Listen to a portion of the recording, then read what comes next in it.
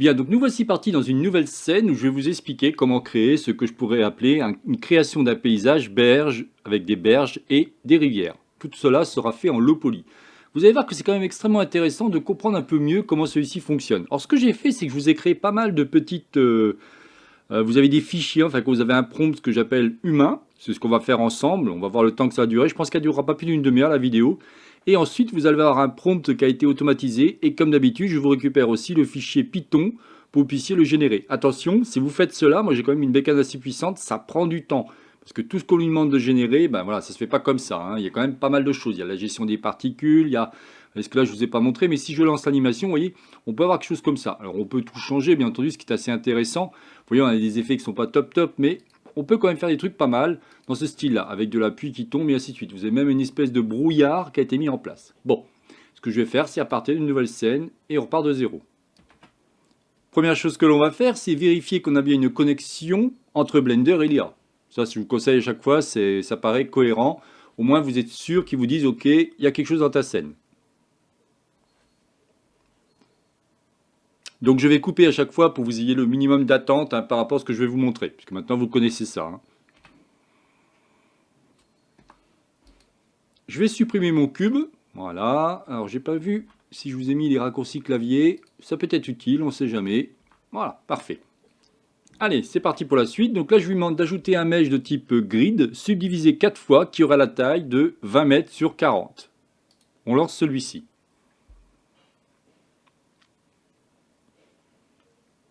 Je vais reprendre exactement ce que j'ai fait hier soir. Ça m'a pris à peu près 35 minutes pour pouvoir faire celui-ci. Et je vais vous reprendre exactement pareil. Alors peut-être avec quelques petites modifications de ce que j'ai vu, mais on va voir. Chaque chose en son temps. Donc là, je vais lui demander de créer une texture procédurale. Donc en gros, c'est alors créer une texture procédurale d'un terrain. Ah, je vous disais, il y a un truc qui ne va pas. D'un terrain, afin de déformer le sol. Utilisez l'outil édition de proportionnel. Effectivement, comme je vous disais, si vous ne connaissez pas ça, regardez si je viens sur mon objet, vous voyez que j'ai un petit peu de subdivision, mais j'en ai pas assez. Donc lui, qu'est-ce qu'il va faire? Il va automatiquement subdiviser mon modèle pour pouvoir faire ce qu'il faut. Donc on y va. Je me remets en mode ici, édition. Je reviens à cet endroit-là et je lance. Alors je suis avec Sonnet. Ah oui, j'ai pas vu, je suis avec Sonnet, pardon. Je vais plutôt me mettre avec Opus.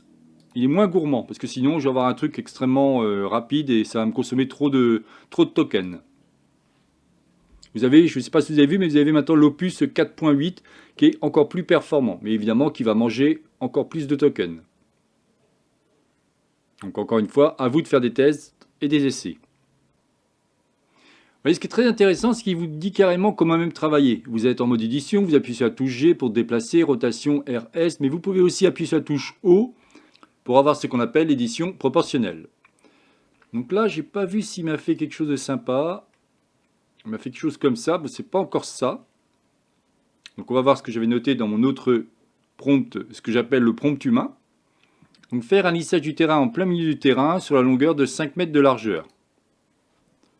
En gros, c'est là où il va se mettre en place ma rivière. Alors vous voyez qu'il m'a en fait compte créé comme un lissage par rapport à elle, mais ça ne va pas parce qu'en fait compte ma rivière, il faut qu'elle soit beaucoup plus basse. Dans ces cas-là, il va falloir que je lui demande de descendre ma rivière. Baisser cette partie de 1 mètre. Alors la partie, je vais plutôt marquer baisser cette partie et je vais marquer entre guillemets ou entre parenthèses, pardon, rivière. J'ai pas vu que j'avais marqué qu'il servira de rivière. Bon, autant pour moi, bon, c'est pas grave. Je pense qu'il va comprendre. Il va me baisser la partie qui est droite, normalement, et il va me faire en sorte qu'elle soit baissée.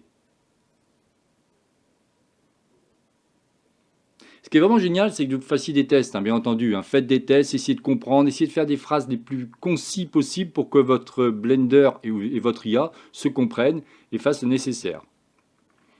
Donc effectivement, si vous voyez par exemple, je vais ajouter un second modificateur d'espèce et vous ne savez pas ce que c'est, bah, ça peut être perturbant parce que vous dites bon bah là ok, de quoi il parle. Bien entendu, moi tout cela je le comprends très bien, mais c'est intéressant de voir ce que cela va donner. Et à chaque fois, vous voyez, il vous donne même carrément le code qui a été fait en Python. On va pouvoir le récupérer à la fin, sachant que je l'ai déjà récupéré. Alors est-ce que je vais rester comme ça? Ouais, c'est pas trop mal. Ce que je pourrais lui demander ensuite, c'est peut-être, donc là, vous voyez, je vais changer par rapport à mon prompt humain, je reviendrai dessus après, c'est subdiviser un peu plus les berges et faire en sorte que l'on ait des creux et des bosses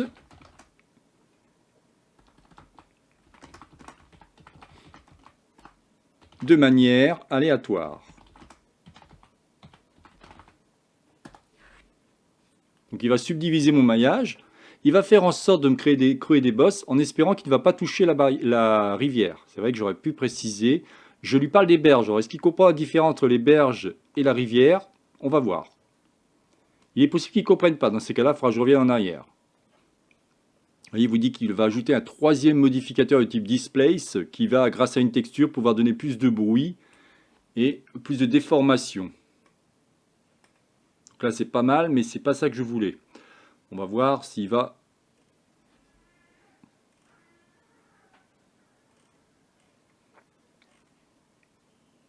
Donc là, il a fini. Ce que je peux lui demander, c'est de lisser l'ensemble. On va juste marquer lisser l'ensemble et ajouter plus de volume au bord de la berge. Au bord de la grille plutôt, qu'ils comprennent bien de quoi je parle.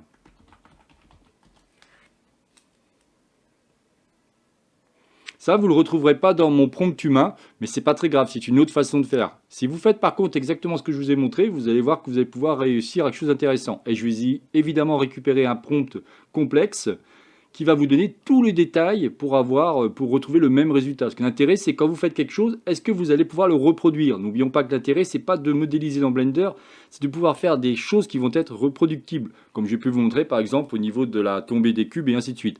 C'est extrêmement intéressant de pouvoir reproduire une scène qui est assez complexe, qui va utiliser pas mal de techniques, et pouvoir le reproduire et après, pourquoi pas en faire autre chose. Ça dépend ce que vous souhaitez. Voilà, comme vous pouvez voir, il m'a fait le travail, mais j'aimerais qu'il me baisse encore plus la rivière. Donc je vais marquer baisser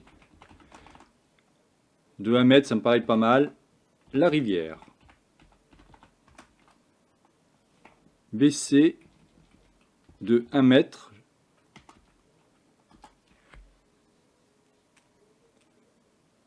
Comme je suis parti sur quelque chose d'un tout petit peu différent, je me suis dit on va continuer sur ma lancée. Là, on a quelque chose de sympa, assez fluide, assez lissé, c'est ce que je voulais. Bon, alors là, c'est beaucoup mieux. Vous voyez, on a comme quelque chose comme ça, c'est pas mal.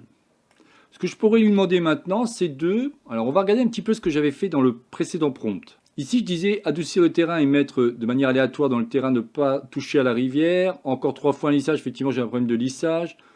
Donc, il ne comprenait pas, donc je lui demande un petit peu ce qu'il en est. Et là, je dois ajouter des rochers. Donc, je vais faire différemment. Je vais lui dire de créer, modifier le chemin de la rivière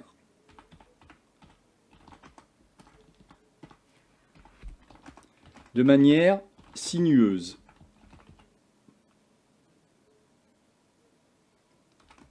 Éviter les droites. Pour qu'on ait quelque chose d'un petit peu plus naturel, parce que là ça fait comme on pourrait dire comme un canal, mais c'est pas ce que je veux. Je voudrais plutôt qu'il y ait quelque chose d'un petit peu plus sinueux. Donc on va voir un petit peu ce qu'il va me faire.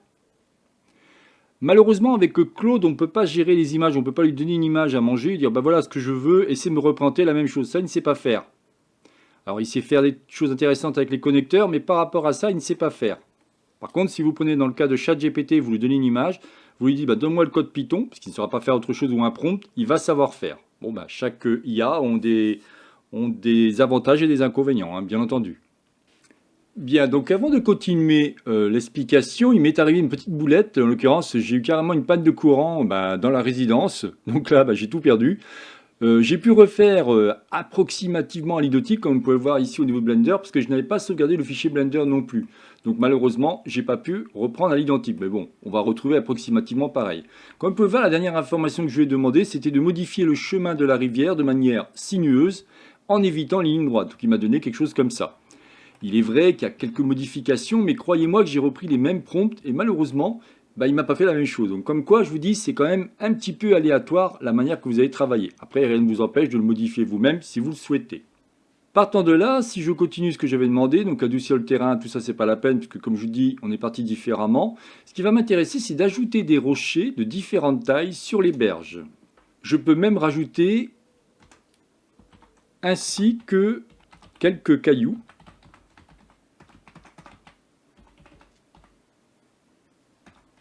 Au fond de la rivière.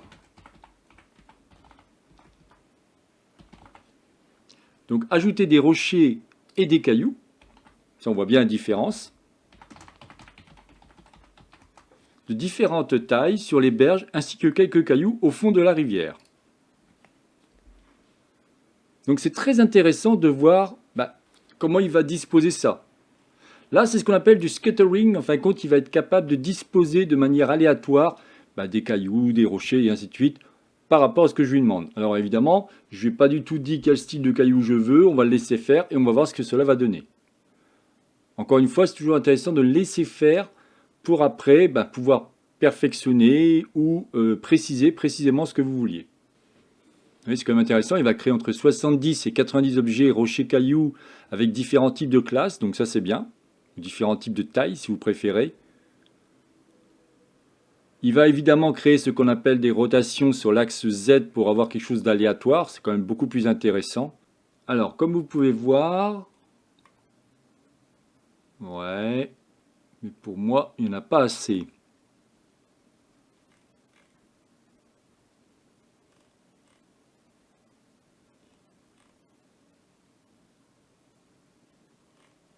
Donc là, je vais lui dire... Ajouter plus de rochers et de cailloux au niveau de la berge, au niveau des berges et de la rivière. Les cailloux me paraissent sympas, mais il n'y en a pas assez. Vous pouvez carrément dire, puisque vous avez la quantité, vous pouvez dire multiplie-moi par 2 ou par 3 la quantité, dispose-moi ça de manière aléatoire en faisant une rotation sur l'axe Z, par exemple. Puisque vous comprenez bien ce qui se passe au niveau de la rotation des rochers et ainsi de suite. Vous pouvez faire ça, bien entendu. Donc là, c'est une option, donc je vais le rajouter au niveau de mon fichier. Alors, il est en train de calculer, évidemment, tout ce que je lui ai demandé. Là, vous pouvez voir que je suis à l'exemple 2 et à chaque fois que je fais une évolution, je l'enregistre en exemple 3 et ainsi de suite pour que vous ayez quand même beaucoup plus de choses. Alors, effectivement, il y en a beaucoup plus, mais c'est pas encore ça. Alors, on va lui expliquer. Ah oui, j'avais pas compris. D'accord, les rochers ici. D'accord. Donc là, vous pouvez voir qu'en fin de compte, mes rochers sont en dessous de ma berge. Donc je vais lui demander pourquoi certains cailloux et rochers sont en dessous de la berge. Est-ce que je peux dire aussi la rivière ? Ainsi que la rivière, ainsi que le bas de la rivière. Ce sera l'option 2. Là, il va vous expliquer qu'en fin de compte, il n'a pas pris vraiment la topologie en compte et il va modifier cela pour qu'on ait quelque chose de cohérent. Comme je vous dis, c'est vraiment à vous de dialoguer avec votre IA pour qu'elle fasse ce qu'il faut. Bien entendu, il existe plein d'outils sur Blender qui permettraient de faire cela. Encore une fois, ce qui m'intéresse, c'est vous montrer les interactions qu'il va y avoir. Mais rien ne vous empêche après de faire des modifications de manière manuelle par rapport à votre Blender. Moi, je trouve ça très intéressant, ça va vous donner une première approche et après, rien ne vous empêche de complexifier cela. En 2 clics, on peut très rapidement avoir ce genre de canyon. On pourrait mettre après une rivière, on a des rochers qui ont été faits directement. Enfin, on peut aller assez vite si vous avez un prompt assez bien fait. Et après, rien ne vous empêche de modifier, d'accentuer, et ainsi de suite. Et le top, c'est de récupérer le fichier Python qui fait que d'un seul coup, vous allez pouvoir augmenter les dimensions. Et là, c'est quand même beaucoup plus intéressant. Voilà, ça va être beaucoup mieux. Vous voyez qu'on voit beaucoup plus de choses, c'est quand même plus intéressant déjà. C'est pas parfait, on voit bien que les rochers sont presque en équilibre et tout, mais c'est quand même pas mal. Là, c'est quand même beaucoup mieux ce qu'il a fait. Ok. Donc, je vais récupérer cette portion et le mettre, pareil, au niveau de mon fichier que je vous ai créé, qui va s'appeler option. Donc là, on était à 4, et là, on a option 5. Alors après, ce que je pourrais faire aussi, c'est lui demander de rajouter, ça va être l'option 6, parce qu'évidemment, la première fois, j'ai fait quelque chose, mais mais j'aurais peut-être dû faire comme ça, et ainsi de suite. Au bout d'un moment, Là, effectivement, je vous fais une vidéo, mais au bout d'un moment, vous allez réfléchir différemment. Bon, bah là, j'ai fait un premier exemple, et si je faisais différemment, et si je faisais mieux, et puis après, vous allez peaufiner ce que vous êtes en train de demander à votre IA, bien entendu. Ce que j'aimerais maintenant, c'est qu'il ajoute une rivière en gardant la même forme sinueuse. Donc elle va épouser la rivière. Sa hauteur, à partir du bas de la rivière, sera de 2 mètres. Voyons s'il va comprendre.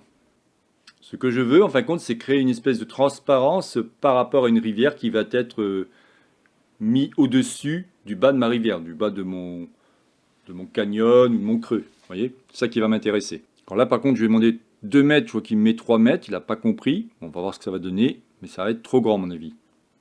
À chaque fois, je fais en sorte de ne pas tout vous lire, hein, ça n'a aucun intérêt. Par contre, je pense qu'il a fait quelque chose d'intéressant. Voyons ça. Non, pas du tout, parce que ça touche pas. Ouais, c'est bizarre ce qu'il a fait. On va voir s'il a fini. Donc là, il me propose des choses, mais c'est pas ce que je veux du tout. Moi, ce que je veux, donc, c'est que la rivière touche la berge, qu'elle soit à fleur au niveau de la berge. Donc, modifie la rivière afin que celle-ci soit à fleur au niveau des berges. Vous voyez bien que là, ça va pas. Alors, on aurait pu le faire nous-mêmes, hein. On aurait pu prendre l'élément et faire un SZ. Et dans ces cas-là, même pas SZ, on aurait fait un SX, pardon, pour le modifier sur l'axe X et le tour était joué. On va voir ce qu'il va nous faire. Sinon, bien entendu, rien ne vous empêche de le faire vous-même, hein. C'est évident. Je n'ai pas regardé au niveau des textures s'il a commencé à en mettre. J'ai l'impression que oui. Ah oui, donc là, il m'a fait un truc transparent, effectivement. Ouais, sauf que la couleur me plaît pas, mais ça, on verra ça après, c'est un détail. Je suis pas sûr qu'il ait compris, vous voyez. Il est en train de baisser ma rivière. Donc, à mon avis, à chaque fois, c'est pas mal ce qu'il vous fait carrément. Voilà, ouais, mais ça va pas du tout. Donc, il n'a pas compris. C'est pas ça que je veux.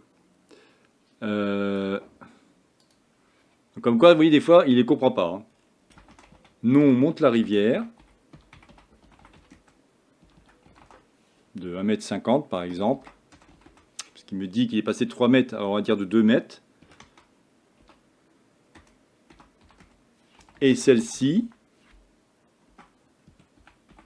doit toucher ou se fusionner. Après, vous pouvez évidemment ne pas trouver les mots qui vont bien, et là, il ne va pas comprendre, avec les berges. Là, évidemment, je suis en train de perdre trop de temps, parce que je l'aurais fait moi-même, ça aurait été bien plus vite, bien entendu. Encore une fois, c'est vraiment vous montrer quelles vont être ses limites, hein. Et puis, il faut faire des tests. C'est-à-dire que là, j'aurais peut-être dû faire différemment, parce que je n'avais pas demandé ça au départ. Donc, bon, c'est un peu de ma faute. J'aurais dû lui dire, non, en fin de compte, je veux pas ça, je veux autre chose, et ainsi de suite. Et en plus, j'oublie un mot, je n'avais pas vu. Donc, ici, il doit toujours, j'aurais dû dire toucher les berges. Et, je ne sais pas s'il va comprendre. Ah, il n'a pas aimé du tout ce que j'ai mis. Donc, on va réessayer. Ça arrive, hein, des fois qu'il y a un message qu'il n'est pas content, il n'a pas pu l'envoyer. Donc là, nous, on monte la rivière de 2 mètres et celle-ci doit toujours toucher les berges ou se fusionner avec les berges. Voyons s'il apprécie mieux. Ce qui va m'intéresser, si vous voulez, c'est qu'avec la transparence de l'eau, on puisse voir les cailloux. Même si on est, on pourrait dire, en low poly, hein. Pas vraiment, parce qu'il y a quand même pas mal de subdivisions. C'est un peu plus un paysage qu'autre chose, mais bon, c'est pour vous montrer qu'on peut faire des trucs sympathiques une fois qu'on a compris le truc. Ah voilà, là c'est beaucoup mieux, vous voyez. Là on a quelque chose de plus sympa déjà. Voilà, parfait. Alors par contre, je ne sais pas pourquoi il y a un truc bizarre là, ici. Comme des parasites. Ça, à mon avis, c'est la version est normale. C'est sûrement un truc qu'il n'aime pas. Si je récupère l'ensemble.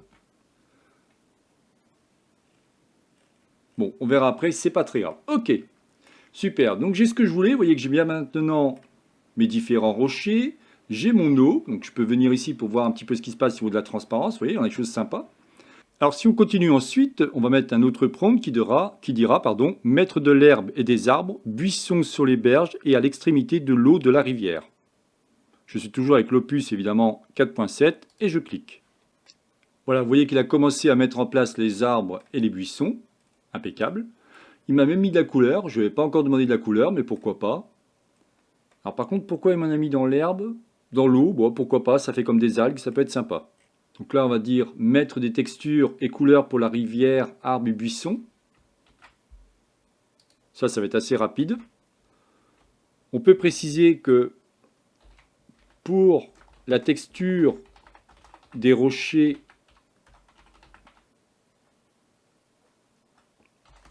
mettre différents marrons et gris. Pour la texture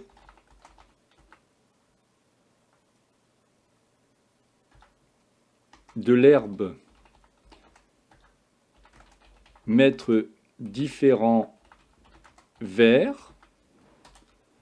Pour la texture de la rivière,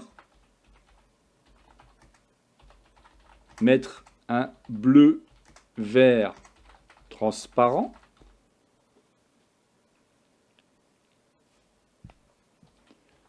Donc pour les rochers et les cailloux.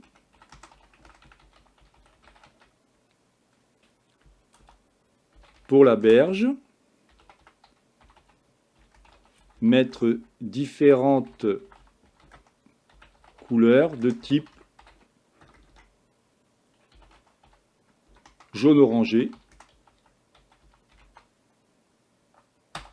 histoire de préciser un peu ce qu'on veut. Donc on va voir un petit peu ce qu'il va nous faire même au niveau du fond de la rivière. Est-ce qu'il va le dessiner? On va voir.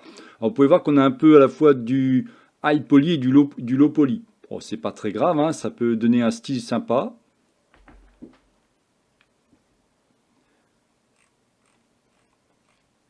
Alors super, sauf que là, ma rivière, elle n'est pas comme je veux, mais on va voir un petit peu ce que cela va donner. Ce qui est bien, c'est qu'il m'a fait tout l'ensemble. Je vais peut-être pouvoir lui demander une couleur plus foncée au niveau de la berge, au niveau de l'extérieur de la berge. Donc là, apparemment, il a terminé.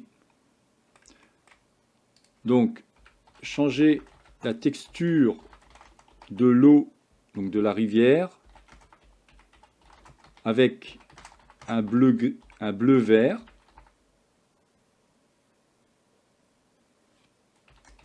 Mettre plus d'opacité. Vous voyez, en plus, il m'a carrément défini les différentes couleurs. C'est vraiment génial par rapport à ça, hein. Et à chaque fois, il vous donne des informations et ainsi de suite. Bon, je ne vous parle même pas du fichier, tout ce qui est en programmation Python, bien entendu. Il vous explique tout ce qu'il a fait. Donc, il a utilisé ce qu'on appelle une fonction aléatoire pour pouvoir dispatcher les différents rochers et ainsi de suite. Comme je disais, on appelle ça du scattering.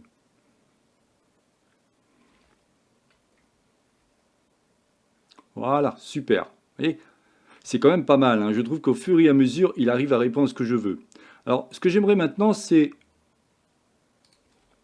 mettre une couleur plus foncée au niveau des berges extérieures.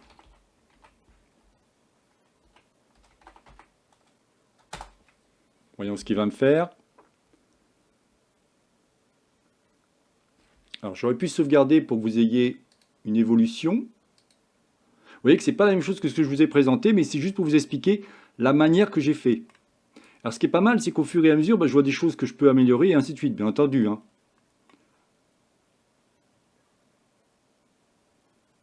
Alors il n'y a pas assez d'herbe, ça c'est flagrant par contre. Si on revient ici, je vais demander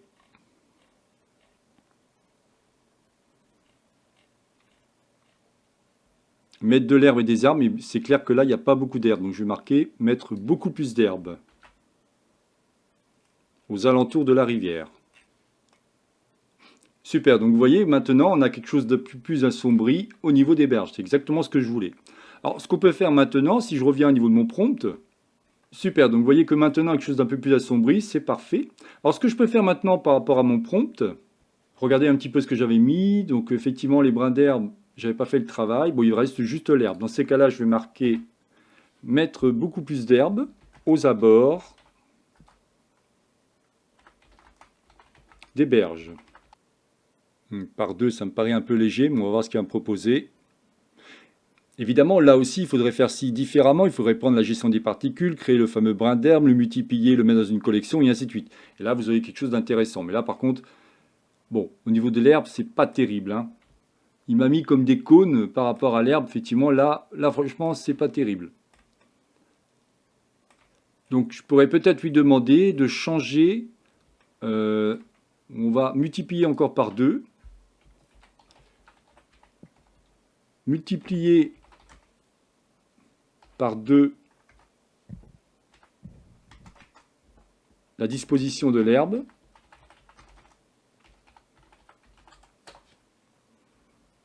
Donc vous voyez comme quoi il va falloir vraiment réfléchir par rapport à ce que vous souhaitez. Donc il y a des trucs qui sont sympas, mais il y en a d'autres, ça ne va pas du tout. La première fois, il ne m'a pas fait ça, il m'a pris des plaines. Et là, en fin de compte, il a pris une espèce de cône, je ne sais pas ce qu'il a voulu faire. Bon, c'est pas vraiment ce qui me plaît, mais bon, c'est pas grave, on va faire avec. J'aime bien par contre la transparence de l'eau, ça c'est pas mal. Bien entendu, rien ne vous empêche de dire ok, modifie-moi la forme de l'herbe par un plane qui va être courbé. Mais est-ce qu'il va comprendre comment faire le brin d'herbe? C'est toujours pareil. Vous voyez qu'il me dit qu'il va passer de 600 à 1200. Alors ce qui est bien, c'est qu'il a fait une taille différente et aléatoire, ça c'est très bien. Voilà, bon, on va rester comme ça, c'est très bien. Ce que j'aimerais maintenant, c'est faire en sorte de créer de la pluie qui tombe sur la rivière et voir les impacts de celle-ci. Donc faire en sorte de créer de la pluie qui tombe sur la rivière et voir les impacts de celle-ci. Alors là on va voir parce qu'il peut utiliser différentes techniques. Il va pouvoir utiliser la gestion des particules, il va pouvoir utiliser ce qu'on appelle le dynamic paint, il va pouvoir utiliser évidemment différentes techniques par rapport à ça. On pourrait même après créer un brouillard, créer un décor et ainsi de suite. Comme vous pouvez voir, on pourra aller de plus en plus loin. Bien entendu, si vous avez la version gratuite, ça risque d'être très compliqué de faire ce genre de choses. Vous allez faire quelques petits trucs simples, mais rapidement, par rapport au temps qui vous est alloué, en l'occurrence le nombre de tokens, ça ne marchera pas. Moi-même, avec la version payante, au bout d'un moment, il me dit, là, désolé, il va falloir que tu attendes tant d'heures pour continuer. Évidemment, c'est très gourmand par rapport à ça, hein, mais c'est pour vous montrer une autre façon de faire ou une autre façon de travailler entre Blender et l'IA Claude. De toute façon, dès que vous allez toucher à l'animation, ça va être extrêmement gourmand en token, hein, ça il faut bien le comprendre. Après, je vous conseille vivement de prendre l'abonnement à 21 €, au moins un mois, qui vous permettra d'essayer de tester tout ce que vous souhaitez avec cette fameuse IA. Donc on va voir ce qu'il va nous faire. Donc il a fait, ouais, pourquoi pas, voyons ce que ça va donner. Vous voyez, il vous dit en fin de compte, il y a gestion des particules. On peut même le faire si on veut avec de la géométrie node. Voilà, bon c'est assez sympa, dois-je dire, hein. Par contre, c'est pas dynamique. Voilà. Là, ça fait juste un effet. Mais pourquoi pas? C'est une autre manière de travailler. Je vais vous l'enregistrer. Et je vais lui dire, non, je veux de la pluie qui tombe de manière dynamique avec gestion de particules ou dynamic paint. Et là, je vais marquer entre parenthèses timeline. Mais vous voyez, on a un effet quand même malgré tout très sympathique de manière dynamique. Mais là, on ne va pas pouvoir contrôler la pluie, mais ça vous montre ce qu'on pourrait faire. Après, on pourrait pourquoi pas ajouter un brouillard et ainsi de suite. Alors toujours par rapport à la scène, cette fois-ci, je vais demander, donc là j'ai fait une coupure, donc c'est pour ça que vous avez un nouveau prompt. Alors faites attention à ça, c'est très important parce que ce qui va énormément manger des tokens, c'est le fait d'avoir à chaque fois l'historique de tout ce que vous faites. Si vous dites par contre par rapport à la scène Blender actuelle et toujours avec le connecteur Blender, je veux de cette fois-ci de la pluie qui tombe de manière dynamique, donc j'ai mis timeline entre parenthèses, avec gestion de particules ou dynamic paint. Effectivement, si vous ne connaissez pas ces termes, bon, c'est peut-être plus compliqué. Donc là, je lance toujours par rapport au LLM Opus 4.7 et c'est parti.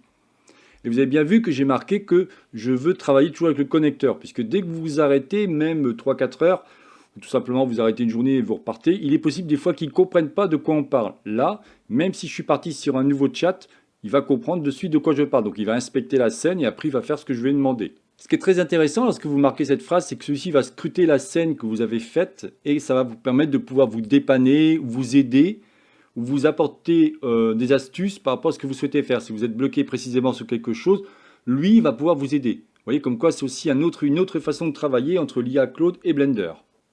Voilà, là il vous décrit en fin de compte la scène qu'il a bien comprise, avec les fameuses gouttes statiques et ainsi de suite, et cette fois-ci il va me faire quelque chose de plutôt dynamique, comme je lui ai demandé. Voilà, donc il est terminé. Alors ce qu'on va faire, c'est qu'on va cliquer sur la timeline. Alors, il y aura sûrement plein de choses encore à modifier, mais ce qui est intéressant, vous voyez, c'est qu'on a maintenant un système de gestion de particules. Alors ça fait plus penser à de la neige que de l'eau, c'est clair, mais on a quand même quelque chose de très sympa. Après, ce qu'on pourrait lui dire maintenant, c'est d'ajouter différentes lumières d'environnement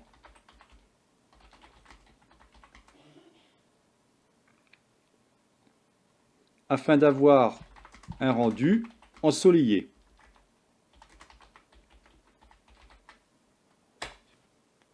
Donc vous voyez qu'on voit bien qu'il a regardé au niveau de la scène Blender ce qu'il y avait actuellement.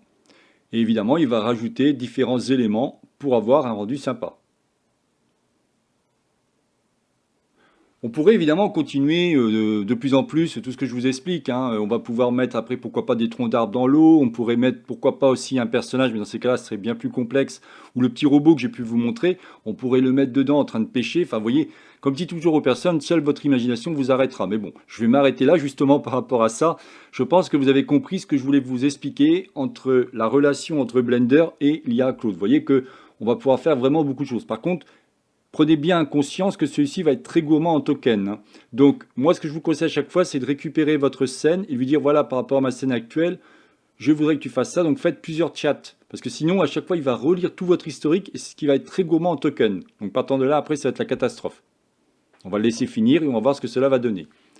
En tout cas, vous aurez les différentes étapes, puisque à chaque fois, je vous ai créé un fichier qui va s'appeler Berge Rivière Python exemple. Donc là, ce sera le numéro 6. Et le numéro 7, une fois qu'il m'aura mis en place les différentes lumières.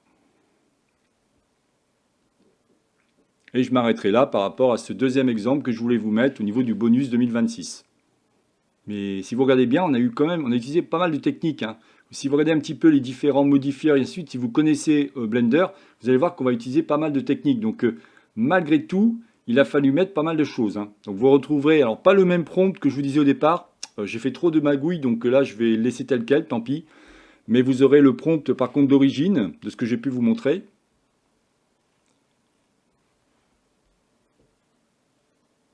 Et après, à vous de faire vos tests. Voilà, vous voyez, il a presque terminé, on a ma foi quelque chose de sympathique, ça fait presque penser à de la neige qui va tomber, pourquoi pas, ça peut être un style, mais quoique de la neige, quand ça tombe dans l'eau, ça ne fait pas des vagues. Donc là, il faudrait chercher différemment pour que ces éléments qui tombent soient beaucoup moins gros. Voilà, bah écoutez, je n'en dirai pas plus donc par rapport à cette vidéo. J'espère que ces différentes vidéos vous ont plu et vous ont montré les possibilités. Et croyez-moi qu'on n'a pas été au bout de ce qu'on pourrait faire avec l'AI Claude, mais ça vous montre déjà tout ce qu'on peut s'amuser à faire avec la connexion entre l'AI Claude et Blender. Allez, je vous souhaite une excellente journée et bon apprentissage.